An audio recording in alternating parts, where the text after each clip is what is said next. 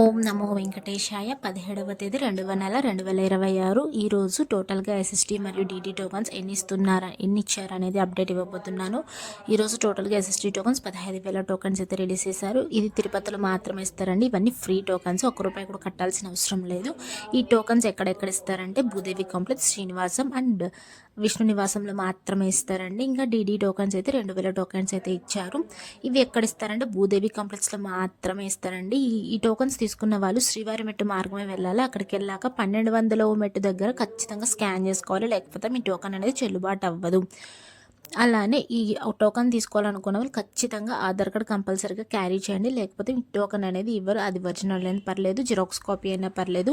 12 సంవత్సరాల లోపల పిల్లలకి ఏ టోకన్ అవసరం లేదు, పైకి అయితే అలో చేస్తారండి. అలానే స్వామివారిని నిన్నటి రోజున స్వామి ఎంతమంది దర్శించుకున్నారు? 16వ తేదీ 2వ నెల 2026న 73,776 మంది స్వామివారిని దర్శించుకున్నారు. 23,291 మంది స్వామివారికి తలనీలాలు సమర్పించారు. 4,42,00,000 రూపాయలు హుండీలో స్వామివారికి భక్తులు కానుకలుగా సమర్పించారండి. అలానే స్వామివారిని దర్శనం చేసుకోవడానికి ఎంత సమయం పడింది? నేరుగా సర్వదర్శనం వెళ్ళిన వాళ్ళకి, అలానే టోకన్ తీసుకొని వెళ్ళిన వాళ్ళకి, స్పెషల్ ఎంట్రీ దర్శనం వాళ్ళకి, టోకన్ లేకుండా వెళ్ళిన వాళ్ళకైతే సుమారుగా నిన్నటి రోజున 8 గంటల సమయం అయితే పడింది దర్శనం చేసుకోవడానికి.